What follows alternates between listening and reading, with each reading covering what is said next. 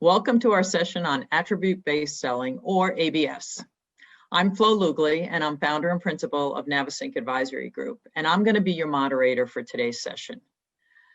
The format of the session is that we'll have a short presentation on what ABS is, and then I'll follow that with some questions for our presenter, and then we'll open it up to you, the audience, for questions as well. So as we go through the presentation, please make sure as you think about questions to just type them into the chat box, and we'll get to as many as we can at the end. Now with me today is a longtime friend and industry colleague, George Roukas. George is a partner at Hudson Crossing, which is the leading business strategy consultancy in the travel industry.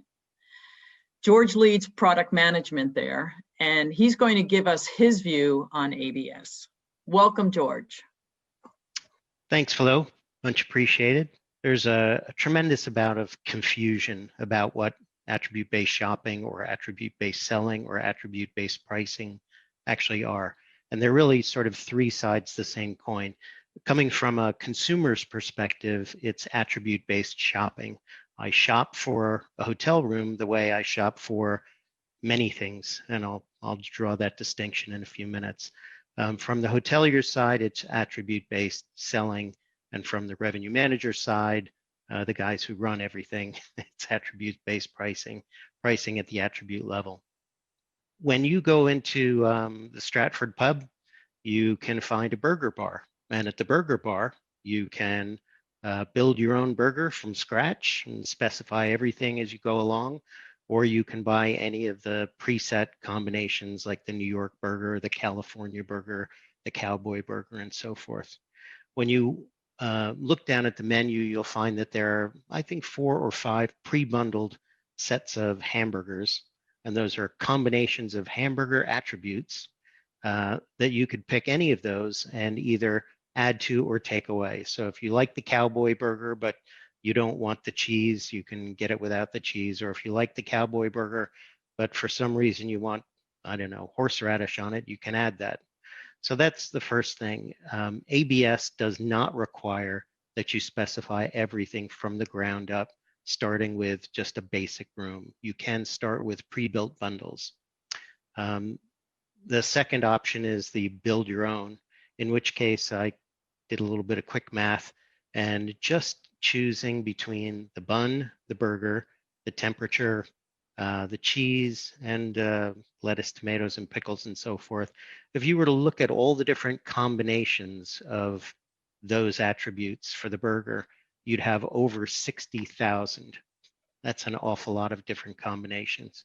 Now just imagine if we went into a place and wanted to sit down for lunch and get a burger, and they handed us a listing of 60,000 possible options, and we had to find the exact combination we wanted. Nobody would put up with that. And yet we do put up with a variant of that in the hotel world. In the hotel world, we have room types and rate plans. Each of those has a number of attributes associated with it. So for room type, for example, you might have square footage, view, high floor, low floor, quiet room, bedding type, adjoining rooms. All of those things are physical attributes that are attached to a specific room or room type in many cases. On the flip side, we also have rate plans, which are a number of other more elastic sort of attributes that we can tack on. They might include things like whether breakfast is included, whether Wi-Fi is included, or cancellation policy. The former two are just binary, is it included or not? But a cancellation policy, you might have 6 or 8 different options, and other attributes that can be added in a rate plan also drive up the number of potential combinations. We've had engagements with hotel clients, some major brands that might have in excess of 100,000 different rate plans to support the room types at specific types of hotels. So the problem of presenting something like that for hotels, nobody would buy a hotel, rent a room, and it's just too daunting. So what do? We create many different combinations of room types and rate plans, and then we select a dozen or so, 2 dozen, that we think the customer might like, and we present them to them, giving them no options to add the cheese or take away the pickle or whatever the analog would be in the burger world. So we don't provide attribute level choice to consumers today, even though they get attribute-based choices in many other shopping experiences that they have. So what we'd like to do is explore what would it take to bring that to consumers and what are the benefits? Well, clearly, if you had to go in and choose a burger from a list of 60,000, the first benefit for guests is a far superior shopping experience. And there are a couple of shopping experiences that we can talk about. But basically, we believe that the native experience for ABS consumers would be to have a couple of pre-built bundles, similar to what you might find on an airline website, where you can choose from bundle A, bundle B, and either add to it or take away from it to customize it to make it exactly what you want. And this is the key asset or the key benefit for consumers. You get just what you want, you pay for just what you want, and you don't have to take a bunch of room type or rate plan attributes that just happen to be in that preset bundle that the hotel is offering you.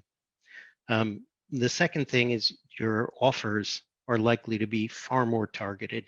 If you're a person who, like one of my colleagues, desperately values a quiet room because she just can't sleep, she's an extremely light sleeper, to be able to ask for and get a quiet room and not have it be on request, but have it guaranteed for delivery would certainly be worth cash to her, and she'd be willing to pay extra for it, as would many people who are light sleepers. And so consumers, whether they actually pay less or more, they believe that they're getting better value for their money. If I'm buying exactly what I want and I don't have to take some attributes that I don't care about that I probably had to pay for, I feel like I'm getting a better deal, even though, as we'll see, it may very well wind up that the consumer, in an effort to customize exactly what they want, is paying more than they would under other circumstances. Benefits to hotels and brands, well, certainly being able to offer very highly customized products to consumers has got to be a big win, both from a loyalty perspective and also from a conversion perspective. When you give customers what they want, they're more likely to take it. Secondly, you'll be getting very precise information about exactly what it is that your customers want and are willing to pay for. We have never, to my knowledge, in the past, been able to disaggregate the different pieces of the room experience in a way like this that tells you exactly how much your customers are willing to pay for that quiet room versus not, or a high floor versus not, or exactly how many dollars is a terrace worth, or a particular view. By testing, you'll be able to find out not only what are these things worth to people, but what are they worth to specific individuals. And using that information, not only will you be able to craft a better value proposition for your customers, but it gives you insight into what do customers as a group really want. When I'm building properties, how many of this type of room or that type of room should I put in for the people that come to my property? So you'll get information that you've never had before. And the third thing is that you simply will capture more value, partly because, as we've seen with the airline industry, they started disaggregating their flights probably around 2010, I believe it was, and are realizing billions of dollars of additional revenue by taking out things like seat selection and baggage. Baggage alone is worth a huge amount of money. So they have fewer attributes to work with, and yet they're making tons of money. Because of the technology and the way it works, we may get into this toward the end, there is a high likelihood that this type of shopping would be offered only through direct channels.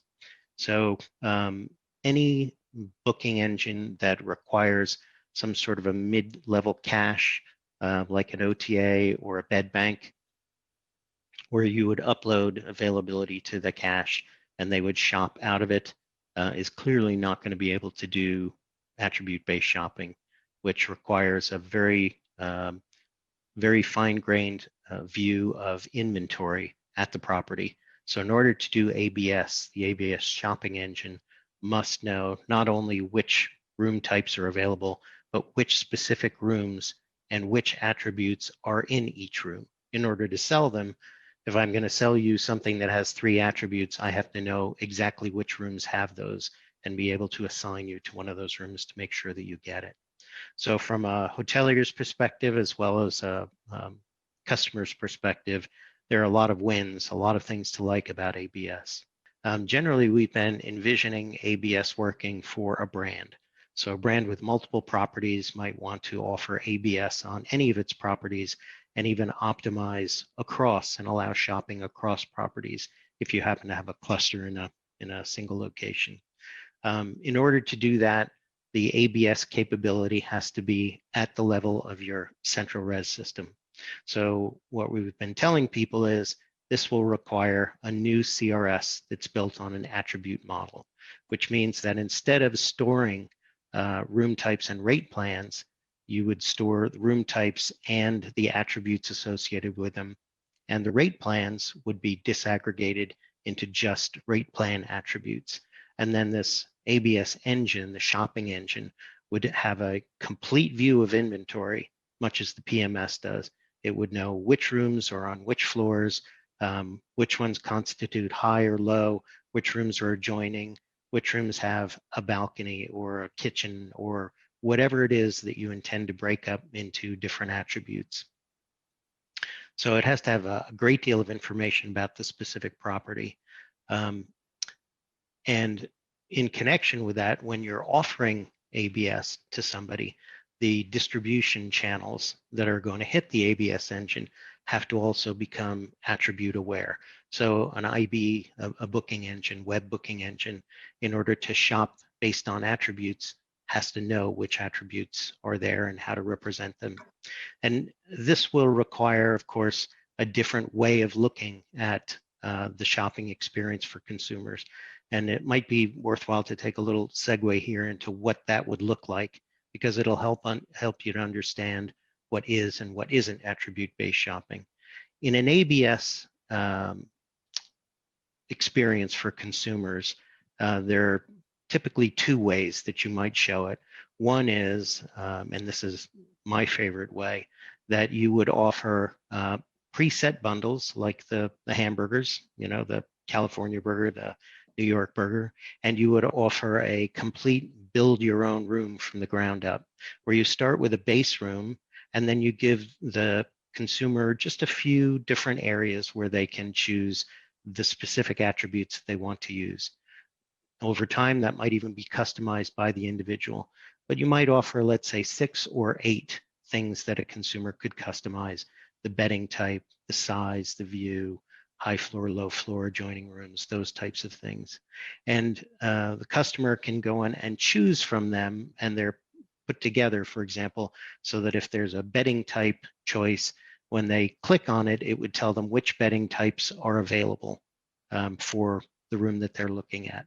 As they choose each attribute, others on the screen might be grayed out, because if they choose a California king bed, it might mean that the only rooms with California king don't have a terrace, for example. So when they choose California king, terrace would gray out. And so customers can see, as they're choosing different attributes, which ones are excluding other attributes, and each attribute would have a price on it. So that California king might be a $15 a night upcharge over the basic room. The view, the ocean view, might be a $25 a night upcharge, but each different attribute would have a price associated with it. And in effect, the consumer starts with a basic room and adds attributes into a shopping cart so they can see exactly what they're getting and how much the running total is. So that's one interface. There is another one that we talk about a little bit later on that's a brand new interface that has a little bit different slant to it. But the basic interface is being able to choose attributes and having those individual attributes priced. Now, what is not attribute-based shopping? ABS is not having ancillaries to sell, which are adding in chocolates to your room, or a bottle of wine, or a stay at or a reservation for a meal on premises or something like that. Those are outside of the room type and the rate plan. Attribute-based shopping is about disaggregating that room type and rate plan. So that's basically what ABS is. Great, thanks, George. That's a lot of information, and hopefully everyone is asking their questions. Before we move to the audience questions, I actually have a few to ask myself. In a world where so many owners and GMs really struggle to effectively revenue manage today, in just today's environment, I guess I'm a little skeptical that they actually have the ability to manage ABS. So that said, what are some of the operational and skills and capabilities and the implications for the hotel industry with ABS? And does this apply just to a subset or the entire industry? In other words, is this really geared towards sort of the upscale and luxury segments, or can it literally be applied across all sectors? I think it can apply just about everywhere. Obviously, if you only have one room type, it's worth less to you than it would if you had 5 or 10. For resorts and big city center properties, places that have lots of room types and rate plans, this could be a windfall. For a small roadside motel with very few options, certainly less. But again, you don't have to go through. ABS is a technique that you decide how broadly you want to apply it. You would obviously have a lot more reason to apply it broadly for a resort. In terms of revenue management, I am not up on the mathematics of revenue management, but I've spoken with Ravi at Ideas, the chief scientist, and he tells me in language that I can interpret as, this would be a piece of cake. If I can yield room types and rate plans, I can yield attributes with no problem. So he's extremely confident that he would be able to do it without even breathing heavy. In terms of operationalizing it, the one comment that we get a lot is, oh my God, we have so little ability to fulfill on request things. How in the world do you expect us to deliver on things that are attributes that are guaranteed, where somebody's going to pay up front for something, then we got to deliver it. And the answer is that this ABS still requires the same basic technology. You need a CRS, assuming that you're a brand and you're delivering across multiple properties. You still need a CRS for shopping. The PMSs still have to be in place. The jobs that they do change a little bit. And there's one new element that appears at the CRS level called dynamic room assignment. That is the operational, the big operational difference here. And it works like this. When you come in, Flo, and you want to shop for a room, you specify a couple of attributes. The CRS has full knowledge of inventory, complete inventory at the hotel that you're shopping at. So it knows which rooms have which attributes. When you say, I want something with a king bed, ocean view, and a balcony, and it finds your room, you agree on a price, it soft assigns you to a particular room.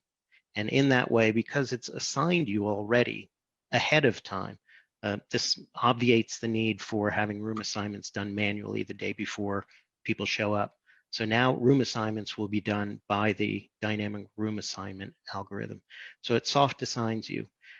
If somebody else comes in and they need a room, and it just so happens that they want an attribute that happens to be in your room, but not in any other, the algorithm can say, okay, can I find another room that meets Flo's needs, and soft assign her to that other one, and then I'll sell Flo's old room to this new person coming in with the extra attribute.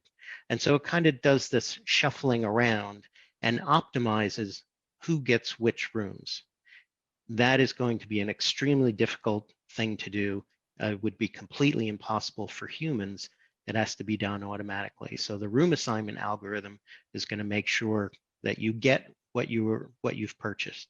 Well, I want to make sure we have enough time for our attendee questions. So let's see what questions our audience may have at this point. Okay, well, George, great job. The first question we have from the audience, the ABS booking on an airline site, you mentioned how airlines have been doing this since about 2010. They actually add several steps to the process. And so in the hotel with so many attributes, won't the longer process result in more abandoned carts? I don't think so. One thing to remember is that when you talk to people who are looking at ABS early on, there's an initial impression that you're either all in or not in at all with ABS. The reality is there are many shades of adoption, and you can, as I mentioned before, you can certainly start with preset bundles that you feel are more likely to be picked up by a particular person coming in. If it's somebody who's logged into the site, somebody that you know, that they have a particular proclivity when they book, you can create bundles for them, custom bundles for them. And I just want to reemphasize, if you happen to be at a resort and you have dozens of attributes that you could possibly sell, you have no requirement, and you would be crazy to try and put all of them up there or even most of them up there. This is about getting to understand your customers better, what they're specifically looking like with different tasks, with different jobs to be done that they're trying to execute. So you may have dozens of attributes and elect to start with 4 or 5. And maybe if you find a lot of people are requesting something, you add it in. So you don't intentionally want to make it more difficult. You want to make it easier and simpler, but at the same time more highly customized to exactly what that customer is looking for and improve the chances of a conversion. So in sort of the traditional way of managing inventory, which is generally by bed type and view as an example, inventory systems will now need also to check attributes to actually know what is available to offer. And how difficult is that for some of the existing systems that are out there? Well, existing systems that I know of, with a few exceptions, there are actually ABS-ready CRSs that are available. There are a couple on the market. There are a number that are in development, waiting for, I guess, 2020 to be over and buried before they come out. But again, that dynamic room assignment capability requires that the CRS, the place where shopping happens, knows which specific attributes are in each room, so that it can make sure that, again, if I sell you a room and I tell you that you're going to get these 3 attributes and you pay for them, I want to make sure that you're assigned to that room so that you get what you pay for. So the ABS engine, if it's a ABS ready CRS, has to know all of the room attributes, and yeah, that's pretty much a given. You know, some say that until Google or a major OTA can actually support ABS, it won't take off. Do you agree with that statement? No, I'm not sure where that comes from, but I would just say, if you look back at, for example, the being able to get a discount for being a member of the loyalty program, the stop clicking around, that sort of program. Right. To my knowledge, that's not broadly available outside of the direct channels. And I think there are a couple of GDS connected channels where it's shoehorned in there. But that came out as something to help drive more direct business. And this would be a very similar type of thing. There are probably ways that technically you could enable an OTA or a bed bank or something like that, or Google, to sell an attribute or 2 attributes. You could carve out a chunk of your inventory if you had a huge hotel and you wanted to give them something that they could run an ABS engine on. But for the vast majority of properties and brands, I think this is just going to be limited to direct channels. And I think it'd be if I had a hotel, I would want to have capabilities like this and keep it to try and bring people in more to that direct channel. And so our last question is, if you were starting out in this, would you look at perhaps focusing on the must-haves versus the nice-to-haves to start with, or vice versa? If you mean must-haves like attributes that people must have, yeah. Sure. You know, I think there's going to be a long period of experimentation here where people try to uncover what kinds of attributes people feel are must-haves. Obviously, you know, my must-have is your nice-to-have and vice versa. So this is going to be a game of customization. As people come in, you may offer completely different attributes to Flo that you offer to George. And, you know, a good place to start looking is, what are people asking for at the call center? You know, what are people asking for when they call the front desk? What are they asking for when they have on-request items? Those are things that people are looking for. Things like, you know, quiet rooms or high floors, that sort of thing, adjoining rooms, things that you couldn't sell through a CRS-connected distribution channel before. So that's a good place to look, and it'll be different for everybody. Okay, great. Thank you, George. It's always great to see you and spend some time with you. Ladies and gentlemen, thank you also for joining us. And what I'd like to do now is to welcome Abby Lorden with HT Next to the virtual stage.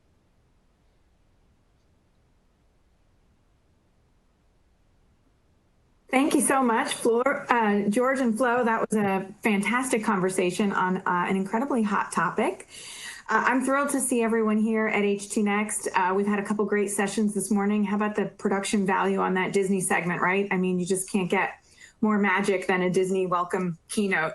I'm just going to do a couple housekeeping remarks so that everybody understands what's happening next here while we progress through the day and then over the next couple days. As you've seen, as you navigate the environment at Hotel Next, there are educational sessions throughout the space. We also have 2 exhibit halls, a North exhibit hall and a South exhibit hall. And in fact, this is going to be a moment in time here for the next hour where we will encourage you to network, to go and find some technology partners that you haven't had a chance to meet with in quite some time, to find your friends and to do some networking throughout this platform. One quick note, if you signed up for the one-to-one networking, if you pre-registered for that one-to-one networking segment, those meetings will kick off here momentarily. You would have received an email with a direct link to the one-to-one networking platform, or you can go to our home screen and access the agenda right on that front desk. And then in the agenda bullet for this afternoon's break, there's a direct link to the one-to-one networking. So if you're doing that activity, you can head over there. If you're not doing one-to-one networking with us, then what we'd love to invite you to do is to head over to the exhibit halls, connect with our solution providers that are here, and certainly navigate throughout the property so that you can explore more about Hotel Next and all of the sessions that we have. Once we wrap up our networking break here in about an hour, we're going to move into our workshops. If you are a hotelier, we'd love for you to join us for these interactive workshops. They are discussion-based. Today's workshop features Hard Rock International, and we'll dig into a topic that I know is on everyone's agenda these days, which is around doing more with less. After that workshop wraps up, we'll do our anti-virtual networking reception, and that'll kick off at 4:15 Eastern Time. To access the networking receptions in the workshops, you're going to look for the icon on the bottom of your navigation that says workshop receptions. You'll enter that space and then you can choose the activity. As a reminder, workshops are open to all of our hoteliers and our discussion table sponsors. And then this evening's networking break is open to our presenting and diamond sponsors. And if you are joining us for that anti-virtual networking reception, you're going to want to bring your beverage of choice. Adult beverages certainly will help, and 3 pairs of socks. And you will find out why when you join us.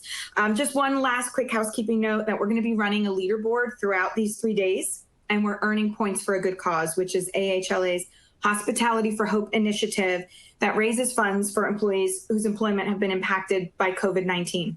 If we can collectively achieve 5,000 points across all of our players, then HT Next will donate $2,000 to that initiative. And if we can achieve 8,000 points collectively across all of our players, we will at HT Next donate $3,000. Points are given for entering exhibitor booths, for chatting, and for downloading content into your briefcase. And there's a little leaderboard at the top of your screen that tells you how to accomplish that. You're going to earn points. You're going to have fun. We look forward to seeing everyone in the networking. So if you're going to join the workshop, again, that will start at, those start at 3:35. We're going to open the room about 10 minutes early to let you get in there and get acclimated. And again, that's open to our hoteliers and our discussion table sponsors. Ladies and gentlemen, I hope you enjoy the next few days here with us, and you'll be seeing more of myself and members of the team throughout the event. Thank you very much.